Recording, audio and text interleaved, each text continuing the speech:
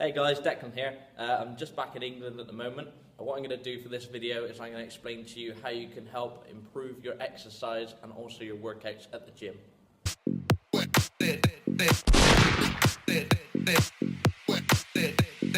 Three, two, one.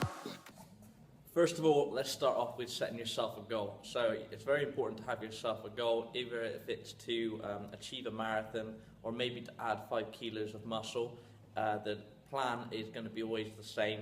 You want to always have a plan where it's short-term and long-term goals. So make sure you're very visionary. So have an idea of what you want to look like or what you want to achieve in your head. What I want you to do is draw a circle and cut the circle into segments. And in each segment, what you're going to do is write a different goal or an attribute of you. So for example, I want you to fill in those segments with strength, your training, your endurance, your stamina, the equipment that you use. With these segments, now what I want you to do is rate it out of 1 to 4. So 1 being poor and 4 being you're great at it, or you're going well with it. From that point of view, what you can do is you can see where you're maybe lacking, and then from then on in each segment you can then put in a short term, maybe a medium term and a long term goal. But the long term goal should be what you want to achieve overall. From that point you can then say a halfway mark where you can actually measure that you're improving and getting towards your long-term goal, and also a short-term goal for something that you could achieve maybe in the first month or 2. Okay, so your body needs to adapt to get better and to progress. So if you're going to the gym and doing the same workout over and over again, your body doesn't have the response to actually adapt to what you're doing in the gym.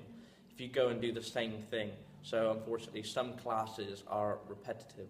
So you go and do a class, at least you get a chance to get better at that class, but there won't be any progression. You won't get stronger, you won't see any difference. You might see initial weight loss or initial fitness improvement, but that will also come to a halt because there is no adaptation and no increase in intensity. So you're just staying at the same level. That means your body actually adapts to the stress that you put on your body. So for example, you go with a certain weight and the next weight you go heavier, your body has to adapt to be able to lift that from now on. So that's called hypertrophy. Try and use this when you work out next, and try and add it slowly. Don't go crazy and go too heavy. But yeah, progressive overload is the key to keeping it more enjoyable and also seeing more results. This process is great if you're aiming to make your ligaments stronger, also make your bones more denser.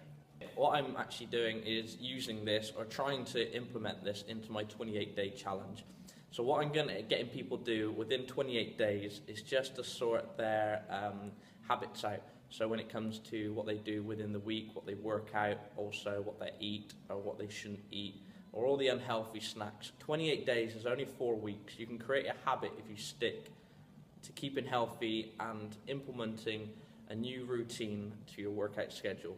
After the 4 weeks, you're more likely to keep it going. That's why it's more sustainable and it's more positive, because you will create this habit and you'll be able to stick with it for longer.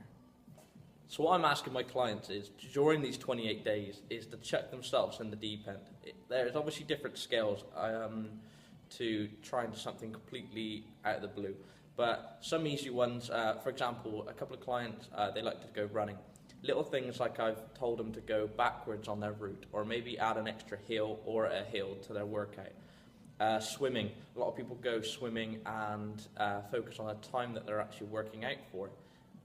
What I'm going to do with this is I'm telling my clients to actually record, so they can actually measure their performance and then see it progress. So counting the lengths that they do, or how fast they can do one length. So at least they can see a progression, and also that will help motivation and also get you motivated if you feel like you're slacking behind, or maybe you've come back from a holiday and you can see where you've been. If you try something completely new, something that you're not used to, so you have no skill in it whatsoever, kind of great. So as long as you've got a bit of skill, a bit of form, and you're safe, that's fine. Have a go, because if you have no skill to it, you actually expend more calories because your body's in that shock safety mode, okay? So you're working a lot more muscles to look after yourself. So have a go. If you don't swim so much, have a go. Obviously, if you can swim. But have a go at different things where you can actually burn more calories and get yourself interested in something else. If there's something that your friend does, ask if you can go along for maybe a session or try it out. Don't go straight to insanity and try stuff like that or go crazy. Try something realistic, something local, because then again, that'll be more realistic to keep up. There's a difference between a shortcut and a short workout. So shortcuts never work. A short workout, let's say a 40-minute workout, I would say that was short, is more realistic. And also within that time frame, you can add enough intensity to see yourself improve. So example is a high-intensity spinning class or a high-intensity circuit class for 40 minutes in between like your lunch hour that you can make. So the benefits of that is the high intensity will actually keep you burning calories, more calories, once you finish the workout. So you actually be burning calories into the evening. Try this the next time you go to the gym. Go and do an activity for 3 minutes. So it could be the cross-trainer rower or running. Then once you've done the 3 minutes, move on to another machine and do another 3 minutes of that activity. So what happens is what you do is you redirect the blood flow, making sure that you're using a different muscle group. So what happens is within those 3 minutes, you're actually improving the quality of what you're actually doing and the intensity of your exercise.